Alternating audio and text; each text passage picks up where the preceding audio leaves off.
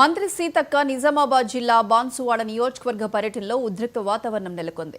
మంత్రి సమక్షంలోనే ఎమ్మెల్యే పోచారం, మాజీ ఎమ్మెల్యే ఏనుగు రవీందర్ రెడ్డి వర్గాలు గొడవకు దిగారు. మాజీ ఎమ్మెల్యే రవీందర్ రెడ్డిని పంచాయతీ భవనంలోకి రానివ్వకుండా ఎమ్మెల్యే పోచారం వర్గీయులు తలుపులు వేసి అడ్డుకున్నారు. దీంతో ఇరు వర్గాల మధ్య వాగ్వాదం జరిగింది. వెంటనే పోలీసులు ఇరు వర్గాలను సముదాయించారు.